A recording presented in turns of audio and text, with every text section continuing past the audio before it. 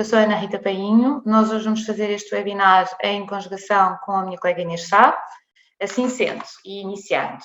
a nossa exposição de hoje é essencialmente sobre os aspectos fundamentais da contratação online. Porque é que escolhemos este tema? Não é um tema que tenha muita legislação ou que tenha grandes novidades em função da tão famosa legislação do Covid-19 e que tem saído em catadupa, digamos assim. É um tema que se mantém mais ou menos estável em termos de legislação. No entanto, parece-nos mais ou menos evidente que, tendo em conta o atual estado, aquilo que vai acontecer é que vamos ter uma grande afluência, ou que há muitas empresas que podem utilizar este mecanismo para poderem continuar a escoar a sua produção normalmente. Assim, se o PowerPoint me ajudar, o nosso cenário de hoje, qual é a nossa ideia? Falar-vos do conceito do que é uma contratação online, explicar que há mais do que um tipo de plataforma e quais são as vantagens do nosso ponto de vista deste tipo de modelo nesta altura, dar-vos um enquadramento de qual é a legislação essencial nesta matéria, de uma forma breve e tentativamente pouco maçadora. A minha colega Inês de Sá vai-vos dar os aspectos fundamentais do que são as condições gerais de venda, que nós chamamos as condições gerais de venda, e um ponto essencial que são os direitos do consumidor, em especial o direito ao arrependimento, de que ela vos irá falar mais adiante. Finalizaremos com um outro tipo de legislação, ou seja, normas acessórias que são importantes terem atenção numa contratação online, que são normas de dados pessoais, política de privacidade e cookies nos websites, bem como uma nota específica para o livro de reclamações eletrónico que falaremos no final. Em relação a esta primeira parte e naquilo que respeita ao conceito de contratação online, plataformas e vantagens, aquilo que nos acontece e aquilo que sucede é que toda a gente pensa que os contratos de vendas à distância são contratos online. Portanto, toda a gente pensa em websites e vendas à distância conota com internet e com disponibilização de sites com produtos para venda. A verdade é que não é bem assim. Ou seja, o diploma que nos fala sobre a contratação online e que já vamos ver a seguir, não fala só sobre contratação de vendas à distância a partir da internet, elas podem assumir outras formas. Há uma forma também bastante utilizada, ou que agora voltou também a ser mais utilizada, que é a contratação através do telefone, ou seja, a utilização de listas de clientes e potenciais clientes e as chamadas telefónicas para tentativa de venda de produtos ou serviços. É até mais comum na venda de serviços do que na venda de produtos, propriamente dita, mas para vos dar a noção e a nota de que quando falamos em contratação à distância não falamos apenas de contratação pela via online. Portanto, para quem tem um tipo de produto ou serviço e considera um ónus grande ou uma dificuldade grande montar um sistema em pouco tempo de vendas através da internet, pode também optar por um sistema através de uma contratação via call center, por exemplo, de serviços de call center, de um sistema de vendas online, que não serão online, peço desculpa, de vendas à distância, através de telefone, via telefone. O serviço, o tipo de serviços, ao contrário daquilo que pensamos, ou seja, há serviços que são para nós mais ou menos evidentes,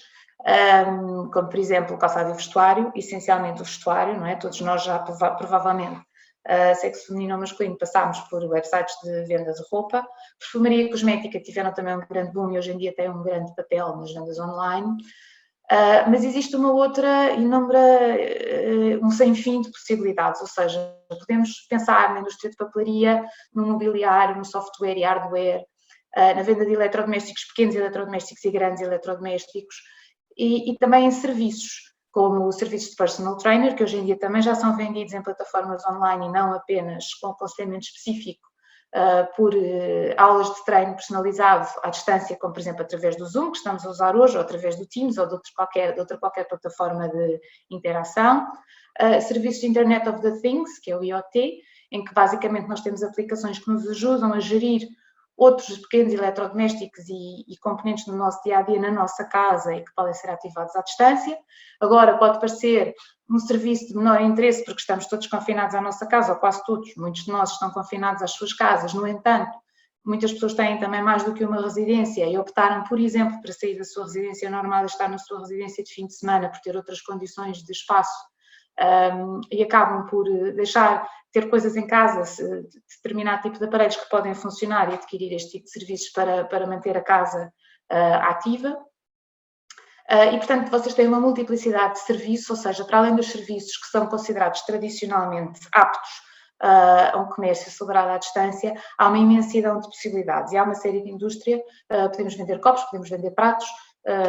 frigideiras, tudo, máquinas, tudo o que vocês possam imaginar, desde que seja possível entregá-lo num determinado local. Aquilo que vamos ver e o diploma que vamos essencialmente estudar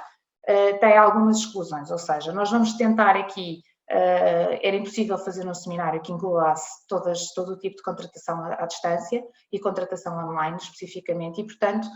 nós centramos no diploma de comércio à distância, que não inclui, e que logo no seu artigo 2º, e nós já vamos ver isso, define especificamente serviços que estão excluídos. A lista do artigo 2º é uma lista extensiva, no entanto, aqueles que nos pareceram mais importantes de destacar que não estão incluídos e que têm legislação própria e que devem ser vistos na legislação própria são os serviços financeiros, que têm diretivas comunitárias e também a legislação do Banco de Portugal, a legislação própria em Portugal, a venda de bens alimentares, ou seja, todas aquelas, bem, em primeiro lugar, os hipermercados e grandes superfícies que nos fazem entregas em casa, e para além disso, todas as outras pequenas indústrias e comércio que possam querer fazer a venda de bens alimentares, desde a entrega de pão, entrega de bolos, entrega de refeições prontas, etc., não estão incluídas neste diploma legal. Serviços de saúde também estão excluídos e serviços de viagens organizadas. Para os serviços de viagens organizadas deixámos aqui esta menção, há outros que estão excluídos no artigo 2º, mas achámos que estes seriam os quatro principais que deveríamos chamar a atenção. Nos serviços de viagens organizadas, uma nota especial, porque também têm sido objeto de legislação específica, independentemente de não ser aplicável este diploma, têm tido alguma legislação específica no âmbito desta questão do Covid-19, que penso que já todos ouviram por causa da legislação das viagens e das reservas pagas e não reembolsáveis aos titulares da reserva. Uma nota para isto, este diploma não inclui as viagens organizadas, porque as viagens organizadas, que são aquelas em que nós contratamos na agência para poder ter todo o serviço prestado, ou seja, imaginemos o transfer, o hotel, o avião e portanto, todos os serviços que estão associados a uma determinada viagem, muitas vezes são chamados os pacotes, mas não está relacionada com, por exemplo, a contratação só de serviços de hotel. Eu poder-vos dar aquele exemplo clássico que é o Booking, mas para além do exemplo clássico do Booking, temos outros tipos de sites, os próprios sites dos próprios hotéis, quando se fazem reservas diretas. Portanto, nesse caso, este diploma é aplicável. Não é aplicável quando estamos no âmbito da tal viagem organizada. Isto significa que, em termos de legislação, nós estamos a falar do Decreto-Lei 24 de 2014, é um Decreto-Lei de 14 de fevereiro, é um Decreto-Lei que transpôs também uma diretiva comunitária, portanto é legislação comunitária, não tem grandes diferenças a nível comunitário. Como o próprio título indica, falamos de contratos celebrados à distância fora do estabelecimento comercial, daí que englobe mais do que aquilo que são as vendas online, incluindo também, por exemplo, as vendas telefónicas. Outra legislação com relevância nesta matéria, ou seja, não nos ficamos neste decreto-lei, que é preciso analisar com algum cuidado naquilo que respeita aos direitos do consumidor e naquilo que respeita às obrigações da empresa que coloca os seus produtos em venda à distância, mas existem também outras obrigações legais que acabam por ter influência neste tipo de comércio. Falamos do Decreto-Lei 7 de 2004, de 7 de janeiro, que é mais conhecido como a Lei 46 de 2012, de 28 de agosto, em que há um comércio eletrónico que é referente ao comércio eletrónico e tratamento de dados pessoais. Também a Lei 41 de 2004, e esta muito importante, que também foi atualizada pela Lei 46 de 2012, de 29 de agosto, e aqui temos tratamento de dados pessoais e proteção da privacidade no setor das comunicações eletrónicas. Nós vamos ver isso no final da nossa apresentação, mas é essencial porque é uma lei especial para o marketing direto, etc. Achamos também que é importante uma menção à Lei 2496, que no fundo é a nossa lei de defesa do consumidor, não porque o nosso diploma de contratação à distância não tenha a legislação especial, e tem, e é a legislação especial face à Lei de Defesa do Consumidor. No entanto, os princípios de defesa do consumidor são sempre aplicáveis e é sempre necessário ter em conta, que também a Inês vai explicar um pouco melhor mais à frente, mas é sempre necessário ter em conta que o consumidor, em termos de vendas e de vendas à distância, tem uma proteção especial e, portanto, sempre que a legislação ao consumidor seja mais favorável, é essa legislação e esse tratamento que vai ser aplicado. É importante ter isso em conta para perceberem quais são as obrigações que devem cumprir e os direitos que o consumidor tem, sobre os quais não podem fugir, até para fazerem um balanço sobre a racionalidade económica da vossa tentativa de entrada no comércio online. Depois temos o regime jurídico das cláusulas contratuais gerais, que tem alguma importância também aqui, uma vez que aquilo que acontece é que nós temos uma adesão a um contrato que é enviado de alguma forma ao consumidor final. Esse contrato tem que conter uma série de menções que a Inês vai falar e que estão no Decreto-Lei 24 de 2014, não obstante isso é bom não esquecer os princípios das cláusulas contratuais gerais, designadamente aquelas mais simples que todos conhecemos, como a letra minúscula que tem as cláusulas de exclusão no final não é válida e afins. E finalmente o Regulamento Geral de Proteção de Dados, que também tem importância aqui, embora, como diga, a legislação essencial em termos de dados pessoais, daquilo que nós consideramos mais importante para este tipo de atividade, está contida na Lei 46 de 2012. Posto isto, e dando esta breve explicação inicial, eu passo a palavra à minha colega Inês. Muito obrigada. Boa tarde a todos, muito bem-vindos a este webinar organizado pela Cervelo sobre a contratação online. A mim cabe-me prestar alguns esclarecimentos sobre quais são, dentro dos aspectos fundamentais, as informações mais relevantes que devem ser obrigatoriamente prestadas ao consumidor e que geralmente costumam integrar aquilo a que habitualmente se chamam as condições gerais de venda que nós conseguimos consultar nos websites ou que antes de concluirmos uma transação online, basicamente nos obrigam a aceitar sob pena da transação não poder avançar. Estas condições gerais de venda mais não são do que informação pré-contratual, ou seja, informação que a lei obriga o fornecedor de bens ou o prestador de serviços a prestar ao consumidor em tempo útil, sempre antes deste se vincular ao contrato online e de forma clara e compreensível. Porque é que esta informação pré-contratual é tão importante? Por dois motivos. Em primeiro lugar, porque ela visa, de alguma maneira, assegurar a transparência das relações comerciais que são criadas online e, em segundo lugar, porque ela visa precisamente salvaguardar os interesses legítimos dos consumidores, que são, naturalmente, na contratação online, considerada a parte notoriamente mais fraca. Quando nós falamos de condições gerais de venda, no essencial, então, estamos a falar do quê? Eu tentei reunir e condensar ao máximo em pequenos tópicos aquilo que são as informações-chave que devem ser prestadas ao consumidor e tentei retirar em alguns casos alguns exemplos para tornar a minha apresentação mais dinâmica e não tão maçuda como é habitual. Portanto, naturalmente que o primeiro elemento deverá ser a identidade e os contactos do vendedor ou fornecedor dos bens ou do fornecedor ou prestador dos serviços. Naturalmente que estes contactos têm que permitir uma comunicação rápida e eficaz entre as partes. Em segundo lugar, tem sempre que ser prestada informação sobre as características essenciais dos bens ou serviços que são colocados à disposição do consumidor.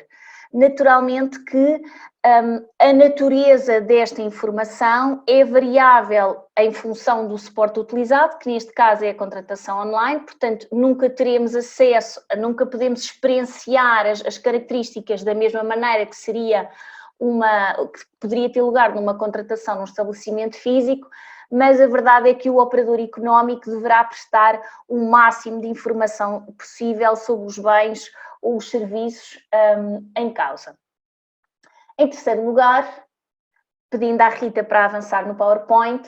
está nomeadamente a necessidade de prestar informação sobre o preço total do bem ou serviço que está disponível e nele deve ser incluído a referência às taxas e impostos que sejam aplicáveis, custos de envio ou de entrega, ou outros encargos que sejam eventualmente aplicáveis, bem como ainda uma explicação sobre o modo de cálculo do preço. Mesmo quando a natureza do bem ou do serviço não permita o cálculo do preço e a indicação do valor total no momento anterior à celebração do contrato, ainda assim o operador tem a obrigação de chamar a atenção para o consumidor desse facto e prestar-lhe o máximo de informação possível também a esse respeito. É preciso ter presente que a falta desta informação desobrigará o consumidor de proceder ao pagamento destes valores, ou seja, não sendo ele informado de que sobre ele recaía este dever, naturalmente que não deverá proceder ao seu pagamento. Passamos de seguida a um outro requisito informativo, que é a necessidade de informar o consumidor sobre quais são as modalidades de pagamento que são aceitas, e em segundo lugar, quais são as modalidades de entrega dos bens ou de execução dos serviços que o operador económico montou e que estão à disponibilidade do consumidor. É particularmente relevante na contratação online indicar ao consumidor quais são as restrições geográficas ou outras que possam ser eventualmente aplicáveis tanto às modalidades de pagamento como às modalidades de entrega dos bens, nomeadamente, porventura, se há encargos específicos relativamente à entrega de determinada forma ou em determinado território. Em segundo, avançando, também é necessário que o fornecedor de bens ou o prestador de serviços indique qual é o prazo em que se compromete a entregar os bens ou iniciar a prestação de serviços, e deverá também indicar, se for o caso, o sistema de tratamento que terá implementado para responder às reclamações dos consumidores. Assumirá, no contexto da contratação online, particular relevância o chamado direito de esquecimento ou o direito legal à resolução livre do contrato online, e será este direito que nos tomará um pouco mais de tempo mais à frente, visto que o operador económico não só é obrigado a prestar informação sobre a existência deste direito, como sobre os prazos e procedimentos a seguir pelo consumidor para que este possa ser exercido. Se porventura há situações em que pode existir perda do direito ou que a própria lei exclui esse direito, essa informação também deverá ser prestada, e que encargos com a devolução é que correrão por conta do consumidor, se for esse o caso. Para além desta informação sobre o direito de livre resolução do contrato, se efetivamente existirem a garantia de conformidade dos bens, é necessário indicar esse facto, bem como qual é o prazo aplicável. Isto é particularmente relevante quando é aplicável o regime jurídico da venda dos bens de consumo. Portanto, eu tive o cuidado o excerto que tirei de um operador económico online não contém a totalidade da cláusula, tirei apenas um pouco a referência de como é feita a introdução sobre este tema numas condições gerais de venda. Em segundo lugar, é também igualmente relevante informar o consumidor se existem garantias comerciais aplicáveis. Quando me refiro a garantias comerciais,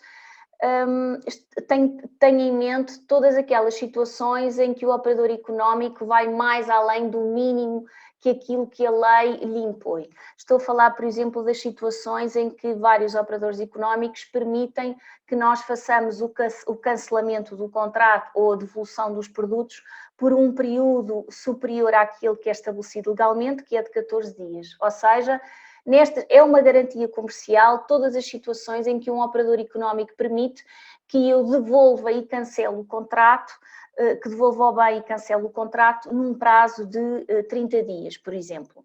Para além disto, terá também de ser prestada informação sobre a existência e as condições em que poderá ter lugar a assistência e os serviços pós-venda, quando sejam aplicáveis, e também devem ser prestadas outras informações relevantes para o operador económico, nomeadamente a aplicabilidade de alguns códigos de conduta, e nesse caso terá que ser também indicado ao consumidor como é que ele pode aceder a uma cópia desses códigos de conduta e conhecer o seu conteúdo. Também deverá ser prestada informação sobre a eventualidade de o consumidor poder aceder a um mecanismo extrajudicial de reclamação e recurso, que acontecerá naturalmente se o operador económico, e quando eu refiro o operador económico, significa que estou a referir-me ao fornecedor de bens ou ao prestador de serviços,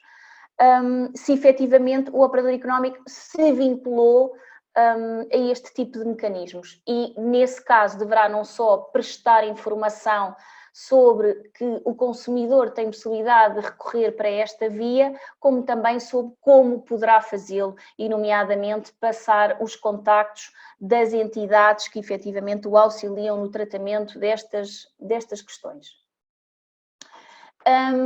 Por último, gostaria de fazer uma referência especial às informações obrigatórias para os contratos que são de execução de prestação de serviços, que são de execução continuada ou periódica. Estas condições gerais de venda devem especificamente regular as regras para a denúncia do contrato pelo consumidor e pelo operador económico, se for caso disso. Qual é a duração mínima das obrigações que estão a cargo do consumidor e quais as contrapartidas financeiras que serão aplicáveis ao consumidor em caso da sua cessação antecipada. E isto é, como nós e temos já alguma experiência, particularmente relevante nos contratos que impõem períodos contratuais mínimos ou os chamados períodos de fidelização. Findo o processo a transação online, a verdade é que a lei impõe ao operador económico a obrigação de confirmar a celebração do contrato online. E esta confirmação deve ser feita no prazo de 5 dias a contar da celebração do contrato, ou seja, da realização da transação online, e o mais tardar no momento da entrega dos bens, no caso de compra e venda de bens, ou antes do início da prestação de serviços, quando se tratar de um contrato de prestação de serviços. Gostaria também de chamar a atenção de que a verdade seja dita, que esta confirmação da celebração do contrato, em bom rigor, deveria ser acompanhada do envio daquilo que são as condições gerais de venda, ou seja, desta informação pré-contratual que a lei exige, e que só assim não será se porventura o operador económico já possibilitou ao consumidor, antes da conclusão da transação, ficar com estas condições gerais de venda, esta informação pré-contratual, com uma cópia das mesmas num suporte duradouro. E quando digo um suporte duradouro, poderá ser ou uma impressão ou até um download para o seu computador. Prometi-vos há pouco que me deteria um pouco mais de tempo sobre o chamado direito de livre resolução do contrato, ou seja, do chamado direito ao arrependimento, e que na maioria das vezes está por trás, ou é ele que possibilita o cancelamento de um contrato celebrado online. Basicamente, este direito de livre resolução é uma prerrogativa que o legislador dá ao consumidor e que, portanto, ao contrário do que acontece na contratação comum, a não ser que exista, como eu disse há pouco, uma garantia comercial por parte do estabelecimento comercial físico, a verdade é que a lei, nestes casos, confere ao consumidor o direito de resolver o contrato sem custos e sem necessidade de indicar qualquer motivo justificativo para tal, sendo que esse direito deve ser exercido no prazo de 14 dias. E este prazo de 14 dias é contado a partir da data de entrega do bem, no caso de um contrato de compra e venda, mas é contado este prazo de 14 dias é igualmente contado em caso de prestação de serviços a contar da data da conclusão do contrato. Acontece que, se porventura o operador económico não presta ao consumidor esta informação e não cumpre com o seu dever informativo sobre a existência deste direito de livre resolução do contrato, a verdade é que o consumidor não perde o direito. O que acontece é que o direito pode ser exercido durante um prazo de 12 meses. E um prazo de 12 meses que é contado a partir do final do prazo inicial de 14 dias. Portanto, na prática, se o operador económico falhar, o consumidor acaba por ter 12 meses mais 14 dias para poder arrepender-se da contratação online que fez. E o mais curioso é que, se porventura não foi cumprido esse dever de informação, o consumidor não pode ser responsabilizado pelo perecimento do bem enquanto ele estiver sob a sua custódia, ou seja, enquanto não for exercido o direito de livre resolução e o bem não for devolvido, e também não terá de proceder ao pagamento dos custos da prestação de serviços. Volto a dizer que esta prerrogativa acontece nas situações em que, pura e simplesmente, o operador económico não informa o consumidor em momento útil, ou seja, antes da celebração do contrato, de que efetivamente ele goza deste direito e de que forma ele deve ser exercido. Importa também alertar que são nulas as cláusulas que imponham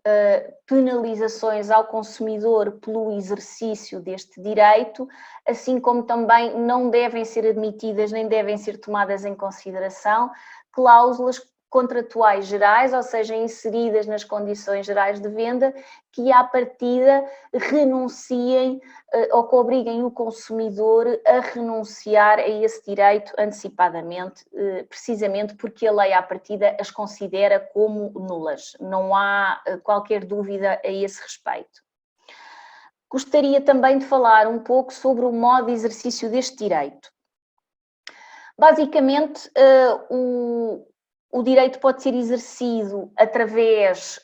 do envio de um modelo de livre resolução que foi aprovado por lei, portanto, basicamente é um formulário que o consumidor pode imprimir, preencher, riscar o que não interessa e entregar ao operador económico, ou simplesmente utilizá-lo como minuta e copiar esse formulário por forma a, não utilizando palavras suas, comunicar adequadamente ao operador económico a sua vontade de resolver o contrato. Não obstante a existência deste formulário, deste modelo aprovado por lei, a verdade é que ele não é de utilização obrigatória, ou seja, a lei diz que qualquer declaração de vontade, de uma vontade inequívoca do consumidor em cancelar o contrato, deve ser aceite. Ou seja, é perfeitamente válido que o consumidor explique por palavras suas que não pretende prosseguir com o contrato ou executá-lo. E isso pode ser feito ou através da redação de uma carta, utilizando o tal modelo que referi há pouco, ou por palavras do próprio consumidor. Pode ser feito por contacto telefónico, pela mera devolução do bem ou por qualquer outro meio admitido por lei, desde que naturalmente seja suscetível de prova no interesse do consumidor, uma vez que ele tem todo o interesse em reter precisamente um comprovativo de que procedeu à resolução do contrato. A verdade é que a lei admite que o operador económico permita a resolução do contrato por via eletrónica, ou seja, pelo envio de um e-mail ou pelo preenchimento de um formulário online que na prática se traduz,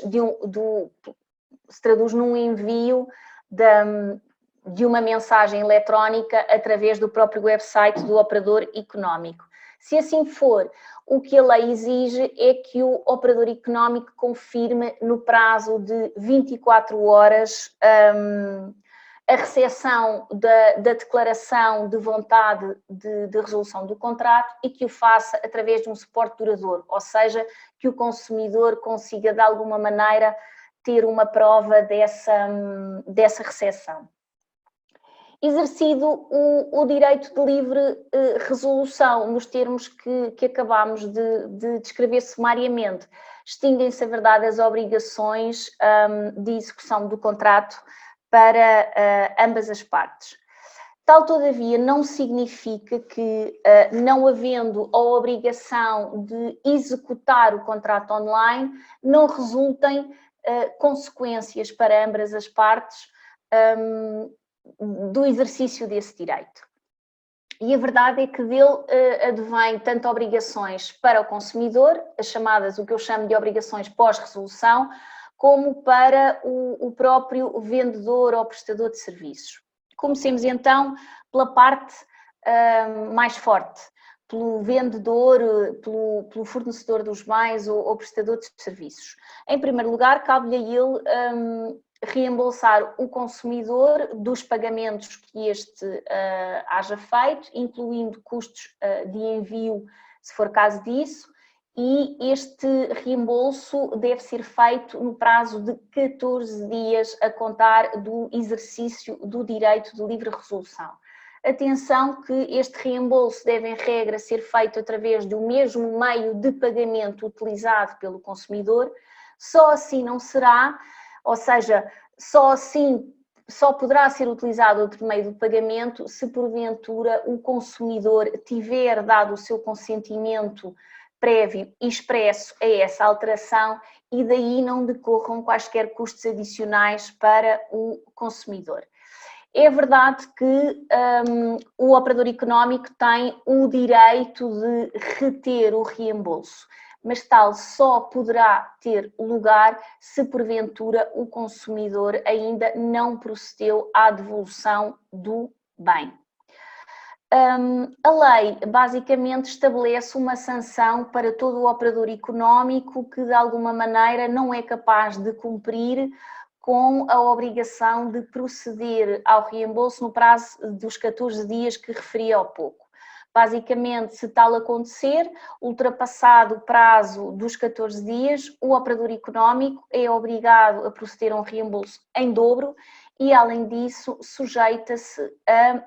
ter de pagar uma indemnização ao consumidor por danos patrimoniais e não patrimoniais. Pelo menos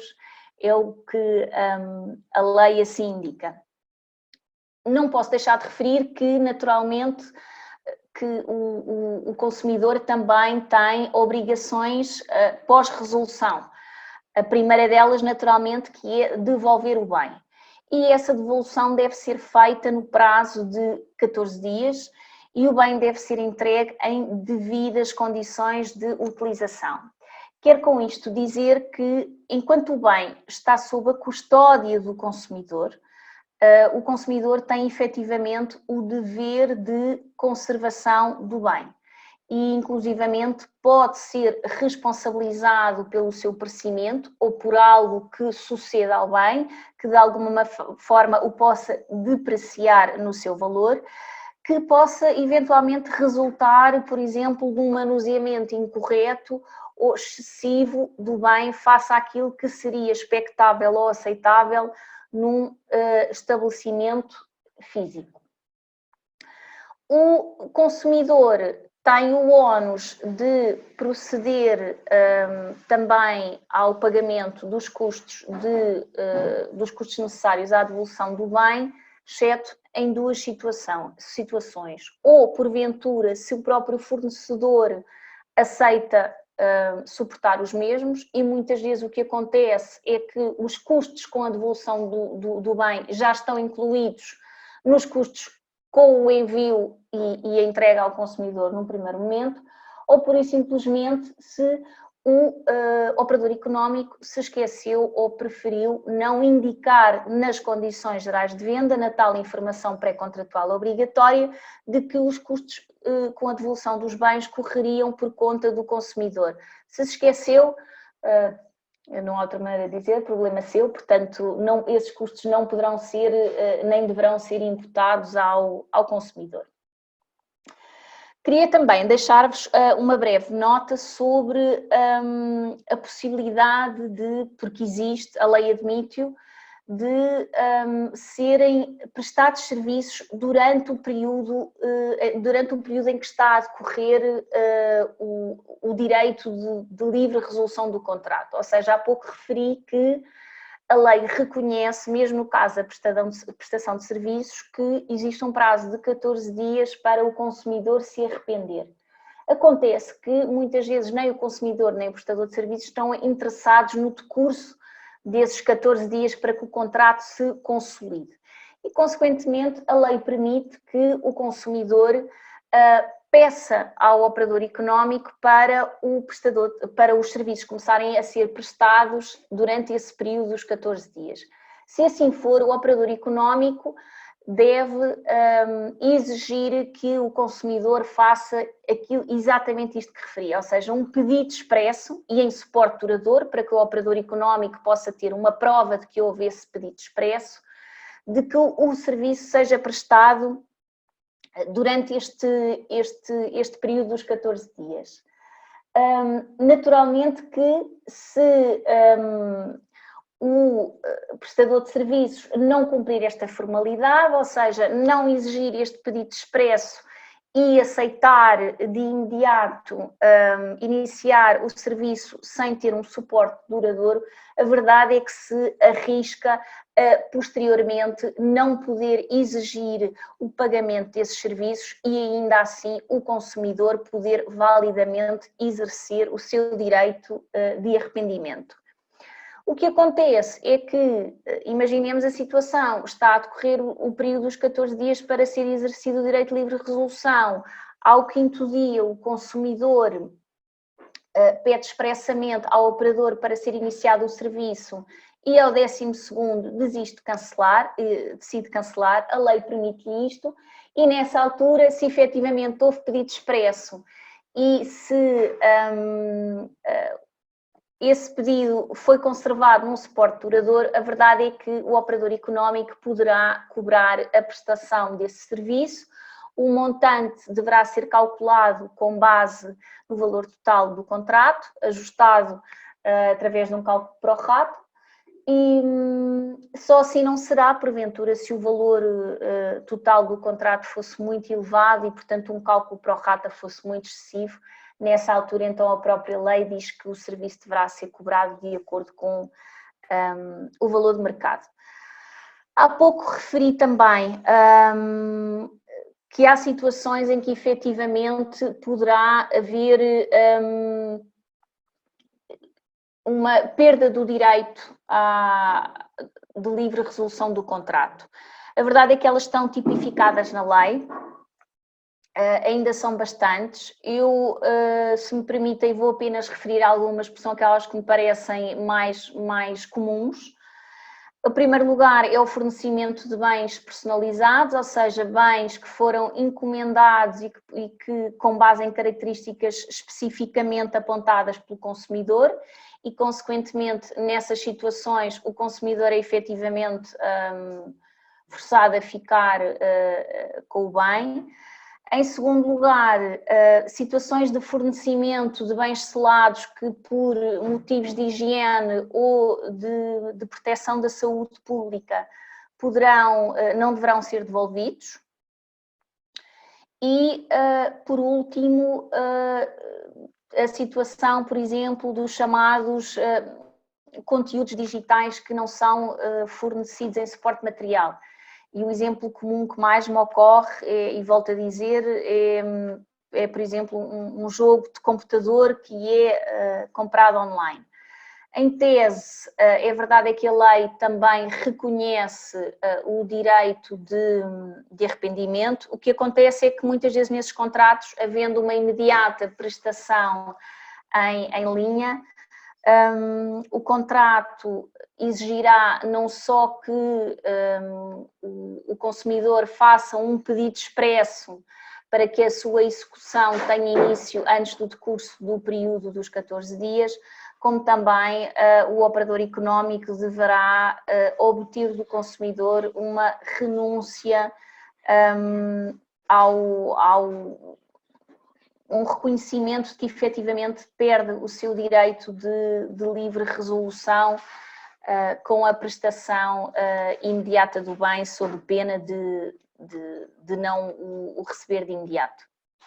E pronto, estaremos disponíveis para mais questões daqui a pouco. Rita, passo-te a palavra novamente para os temas de dados. Feita a exposição da Inês, no fundo, fazendo um apanhado daquilo que estamos a ver até agora, aquilo que acontece é, nós estamos a tentar concentrar-nos efetivamente nas vendas online, embora o diploma que esteja aqui em causa e com mais preponderância é o Decreto-Lei 24 de 2014, que inclui não só as vendas online, mas as vendas à distância, portanto, outro tipo de contratos celebrados à distância. É necessário, tirando um apanhado daquilo que viu a Inês aqui, é necessário ter muita atenção às condições de contratação, oferecimento do produto ou do serviço, ter a certeza de que há um contrato firmado com o consumidor, ter a certeza que são respeitados os direitos do consumidor, designadamente ao direito de livre resolução, o chamado direito de arrependimento que ainda temos aqui no slide, e ter uma política organizada para trocas e devoluções, utilizando quer os formulários que estão aprovados por lei, quer outro tipo de documentação que manifeste a intenção do consumidor na devolução. Com todas as limitações e tudo aquilo que a Inês acabou aqui de nos explicar.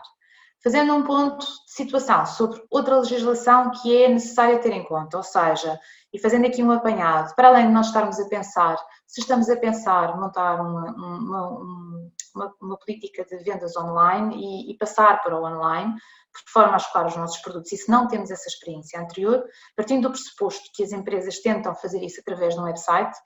e que contratam inclusive plataformas que já existem, em que no fundo é fácil fazer uma subscrição da plataforma e poder colocar os produtos. Há outras, para além desta legislação que acabámos e que a Inês acabou de analisar exaustivamente, há outra legislação e outros cuidados a ter em relação às vendas online. E o primeiro deles é com a proteção de dados, ou seja, quando eu entro num website, há duas questões imediatamente que se colocam. Por um lado, os chamados cookies, que toda a gente ouve falar e que toda a gente vê em todo aquilo que entra na internet com um banner que diz, ou seja, uma bandeirinha que diz aceita os cookies ou quer modificar os seus cookies, etc., que todos nós carregamos ok, porque queremos ver aquilo que está e que nos levou ao site ou que nos levou à internet com rapidez, mas que na verdade resulta de legislação própria, ou seja, vamos então falar daquela Lei 46 de 2012 que estávamos a falar há pouco, que no fundo fez uma alteração profunda à Lei 41 de 2004 sobre telecomunicações e privacidade nas telecomunicações, para termos em atenção dois pontos. O primeiro, que não está aqui refletido neste slide, é a questão dos cookies, precisamente, onde o que temos de ver e aquilo que temos que ver é aquilo que diz no artigo 5º dessa legislação, onde nos é referido que não é possível colocar dispositivos, no fundo, digamos assim, ou aceder a informação sobre hábitos de consumo, critérios ou outra informação que esteja disponível no terminal dispositivo sem o consentimento do titular do terminal dispositivo. O que é que isto significa? Isto significa que quando eu acedo à internet, eu acedo, por exemplo, à página da Servo, a página da Servo, para poder funcionar, utiliza uma espécie de ficheiros que funcionam entre isto, falando de uma forma não informática, que não é claramente a minha especialidade, mas uma série de ficheiros que funcionam e que fazem a comunicação entre o meu terminal de computador, não é? O meu laptop, o meu Surface, o que for, e o servidor da Servo onde está alojado o website. Há cookies e esses ficheiros são chamados cookies. Há cookies que são necessários, sem os quais os computadores não comunicam, portanto o servidor e o terminal não comunicam e não podem funcionar, e que são identificados, e depois há cookies que não são, e que são cookies de preferências, ou seja, se eu fui a um website, e dando um exemplo diferente da Servo, que não vende serviços online, mas se eu fui a um website, por exemplo, de roupa, e tive preferência, peço desculpa, por 2 ou 3 produtos, na vez seguinte em que eu entrar no website, eu vou diretamente a esses produtos. Ou esses produtos ficam guardados para uma futura compra. Quando eu quero fazer uma compra, ainda que não tenha que não me tenha inscrito já como naquele website como um dos utilizadores, eu diretamente, sempre que faço uma compra, ele diz-me que quer utilizar os seus dados anteriores. Tudo isso está registado por via de cookies. Isso só pode acontecer se o titular dos dados tiver dado consentimento. Aquilo que é utilizado comumente é o tal banner, é o tal disclaimer. Tem havido muita celeuma acerca desses disclaimers, se eles são efetivamente válidos e são a forma de consentimento válido, porque as pessoas clicam no accept sem olharem para as condições. No entanto, é a forma mais simples que foi encontrada para uma legislação que não é, de facto, muito prática do ponto de vista depois da gestão da internet no dia-a-dia e dos acessos das pessoas. No entanto, é preciso ter atenção a isso. Se vamos montar um negócio online, temos que ter atenção que temos uma política de cookies em vigor e que ela está devidamente vista e com a informação que é necessária ao titular dos dados. Depois temos a outra questão. Ou seja, se eu vou fazer uma compra online, necessariamente eu vou precisar de ter informação do consumidor que a vai fazer.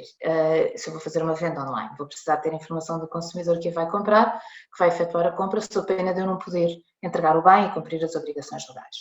O que significa que, em teoria, eu tenho necessariamente autorização, eu tenho necessariamente um fundamento para poder recolher os dados do titular dos dados, para poder fazer a venda, mas depois eu posso querer, e muitas vezes isso aparece como uma política de privacidade, quando eu faço a inscrição no website, ainda que para concretizar uma venda ou para ficar como uma inscrição duradoura e poder ter um username e um login nesse website de vendas, eu basicamente aceito uma série de condições e é necessário cumprir com o dever de informação ao titular dos dados e, portanto, é necessário cumprir com o artigo 13 do RGPD, onde são dadas todas as informações que são necessárias ao titular dos dados. Isso significa quem é a entidade que é responsável pelo tratamento, para que é que o tratamento vai ser utilizado, qual é a condição de legitimidade, ou seja, em caso, se vamos celebrar um contrato de vendas online, eu preciso dos dados para poder entregar o produto, eu, a empresa, não é? Para poder satisfazer a encomenda e, portanto, necessariamente a condição de legitimidade é a celebração de um contrato e por aí adiante. Isto significa que o website tem que ter uma política de dados.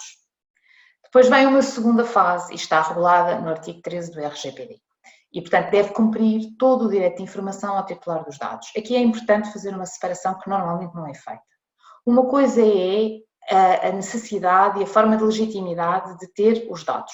Outra coisa é o consentimento do titular dos dados. E quando não é necessário o consentimento, não quer dizer que não seja necessário cumprir o dever de informação. Ou seja, não obstante aqui estar em causa, numa questão de vendas online, a celebração de um contrato, e portanto ser necessária a recolha dos dados, o nome, a morada, o contribuinte fiscal, o valor do bem adquirido, pagamento do preço, a forma de pagamento, a morada de entrega, etc., são dados essenciais para que se possa celebrar o contrato. Esses dados não deixam de ser guardados por alguma razão. E é preciso dar ao titular dos dados a informação do quando, como, porquê e para quem.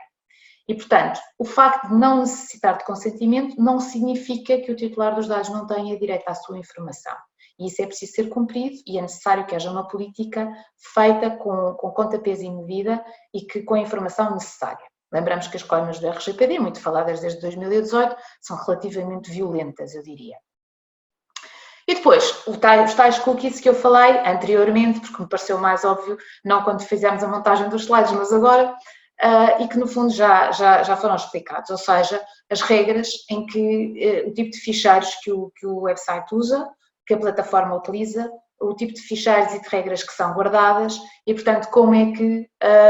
isso pode ser modificado e pode ser revisto pelo próprio titular, que mecanismos é que tem à sua disposição para poder reter esse tipo de regras e assim ter um certo controle sobre para que é que são utilizados os cookies. Os cookies, leia-se, não estão previstos diretamente no RGPD, estão previstos na Lei 46 de 2012, que é 41 de 2004, tal como republicada, e estão previstos no seu artigo 5º. Temos aqui um exemplo online, que fomos buscar uma das políticas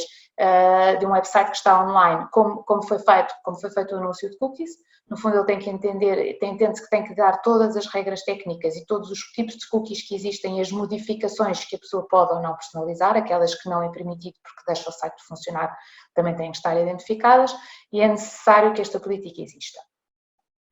Finalmente, uma nota, antes de terminar. Não está aqui referido, mas eu acho que é da maior importância, porque normalmente aquilo que acontece em 90% das vendas online é que uma vez feita uma compra online, numa empresa, vamos expor de vestuário, que é o mais simples, O normal é que a empresa queira guardar os dados para futuras operações de marketing direto. E por marketing direto entendemos enviar SMS ou enviar e-mails com promoções, com novas coleções e por aí adiante. Isto acontece na indústria do vestuário, mas acontece em qualquer uma. E, portanto, o normal, até porque é um grande acervo económico ter uma base de dados boa de clientela, é tentar guardar estes dados. Existe uma grande confusão também em relação a esta matéria, designadamente proporcionada também pela entrada em vigor do RGPD. O RGPD não mudou a matéria do marketing direto. A matéria do marketing direto é regulada nesta Lei 41 de 2004, no artigo 13A, que é uma versão já da publicada Lei 46 de 2012, da republicação, e que fala das comunicações de marketing direto, onde só pode haver marketing direto depois de haver consentimento do titular dos dados. Porquê é que se criou aqui a confusão? Entendeu-se que quando entrou em vigor o RGPD, como tinha novas regras de tipo de consentimento, todos tinham que pedir o consentimento. Não é assim, não é essa a nossa opinião. O que entendemos é que quando fazem o contrato ou a primeira venda, devem perguntar aos titulares dos dados se pretendem criar uma base de dados de consumidores para novas promoções, produtos, etc., logo nessa altura pedir que haja esse consentimento. Se é autorizada a utilização destes dados para futuros eventos de marketing direto. Se assim for, essa base está legitimada para o futuro e aquilo que terá que existir no futuro é sempre que é feita uma comunicação para efeitos de marketing direto, haver uma forma de o consumidor nessa altura dizer afinal já não quer e poder desistir. Isso é aquilo que nós conhecemos todos comumente como nos SMS o stop e um número de telefone para onde enviaremos a mensagem stop e que automaticamente deixamos de receber comunicações, ou no e-mail o unsubscribe, que normalmente aparece dizendo se não deseja receber mais mensagens relacionadas com este tipo de produtos ou da nossa empresa, por favor, clique aqui. É importante e deve ser tido em linha de conta porque não pode haver marketing direto sem que tenha havido este consentimento prévio. E esse consentimento não é difícil de obter na altura em que se faz uma primeira compra, quando há uma satisfação do cliente. Tem que ser ativo e não pode ser presumido, o que também é bastante importante e deve ser tido em linha de conta quando se planeia a criação do website e das vendas online. E a última nota, muito pequena, não se esqueçam do livro de reclamações eletrónico, que está em vigor desde 1 de julho de 2018, embora seja de um diploma, que é o Decreto-Lei 74 de 2017, e que todas as entidades devem ter, que prestam serviço e que estão em locais abertos ao público, designadamente, isto é válido e nós hoje estamos a falar da contratação online, mas este livro de reclamações eletrónicas também deve existir no comércio a retalho de rua. Portanto, não basta hoje em dia ter o livro de papel, é necessário o livro eletrónico também. É importante ter a noção da existência deste livro eletrónico, porque as coimas, apesar de tudo, para a sua inexistência, variam entre 1.500 euros e 15.000 euros só pela falta do livro. Qual é a relevância de tudo isto? Não nos podemos esquecer que o comércio eletrónico tem inúmeras vantagens e vantagens em termos de custos finais, não é? Porque não há um estabelecimento comercial que seja necessário manter aberto ao público. Há na mesma a necessidade de ter pessoas, no fundo, mas numa escala muito mais reduzida, que mantenham a plataforma em funcionamento, etc. Até porque hoje em dia a maior parte dessas soluções são quase totalmente informatizadas em termos de gestão de stocks e tudo mais. Agora, há, como em tudo na vida, uma desvantagem. Se o website for um website agradável à vista, etc., provavelmente é muito mais fácil de cativar um número maior de consumidores num período de tempo mais curto, mas há, como tudo na vida, o chamado não há bela sem senão. E o não há bela sem senão é que a ASAI, a entidade responsável pela verificação dos websites online, a não ser em determinado tipo de produtos específicos, por exemplo, no caso de produtos de saúde será o Infarmed, mas também estão fora do diploma que estamos hoje a tratar, e é muito simples fazer, como poderão imaginar, é muito simples fazer a verificação e a fiscalização, porque se eu tiver 2 inspectores sentados com 2 computadores à frente o dia todo, facilmente eles verificam, detalham e mapeiam 40, 50 sites por dia, fazendo o auto de contornação respectivo. Muito mais difícil é quando têm que fazer a deslocação ao local, não é? Portanto, não esquecer que, acessoriamente, a estas regras básicas e esta legislação básica para montagem no website, ou seja, a Decreto-Lei 24 de 2014, a Lei 41 de 2004, como republicada pela Lei 46 de 2012, e regime de política de privacidade da Lei do Regulamento de Proteção de Dados, há aqui outras coisas que é importante terem atenção. Nós demos nota do livro de reclamações eletrónico, pensem que existe legislação própria para a divulgação de saldos, promoções, não podem colocar a todo o tempo qualquer tipo de saldo ou promoção devem consultar a legislação obrigatória e, portanto, aquilo que nós aconselhamos é quando querem fazer alterações de substantivas a um website que lançam ou fazer uma reformulação, devem necessariamente fazer um sanity check com o vosso departamento legal para terem a certeza que está tudo conforme. E pronto, esperamos ter contribuído alguma coisa para vos ajudar. Esperamos que tenha sido útil e que tenha tido algum teor informativo. E temos uma dúvida da Lisa Cardoso, que eu acho que é para a Inês, mas eu vou ler-te, Inês. Quando a venda é feita por uma empresa com sede na Europa, em que não entrega o bem nem devolve o valor recebido, quais as instâncias a que podemos recorrer? Bem, em primeiro lugar, haverá que efetivamente consultar as condições gerais de venda do fornecedor dos bens, porque pode efetivamente dar-se a circunstância de efetivamente aí já existir algum mecanismo extrajudicial de resolução de conflitos em que efetivamente evite recorrer para tribunais. E eu penso, Rita, que nestas circunstâncias existe um mecanismo facilitador da gestão destas reclamações. Sim, na verdade aquilo que é suposto acontecer, ou seja, da mesma forma que na legislação de cada país é suposto que haja uma entidade de arbitragem entre partes para resolução de conflitos de consumo, essa entidade estrangeira a quem tenha recorrido, com sede na Europa, a quem tenha recorrido para a compra de um bem, não o devolveu e não entregou o valor recebido,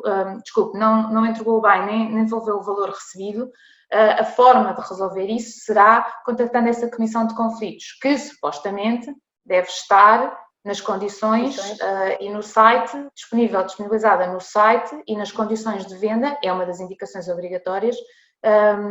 dessa própria empresa. Se não tem que fazer uma participação, em Portugal seria o Instituto do Consumidor, no país onde está a ver, na Europa, terá que ver qual é a entidade competente para regular esse tipo de matérias, mas à partida terá uma entidade de arbitragem, de resolução de conflitos de consumidores, e será essa, exatamente, e será essa entidade que deve recorrer. Não é muito prático, mas é melhor do que não ter nada, porque o recurso a um tribunal estrangeiro ninguém vai fazer por uma peça de roupa ou por um par de sapatos, não é? À partida, torna-se mais difícil, não é? Obrigada, Lisa. A Lisa ficou esclarecida. Assim sendo, vamos encerrar a nossa sessão. Obrigada e boa tarde a todos.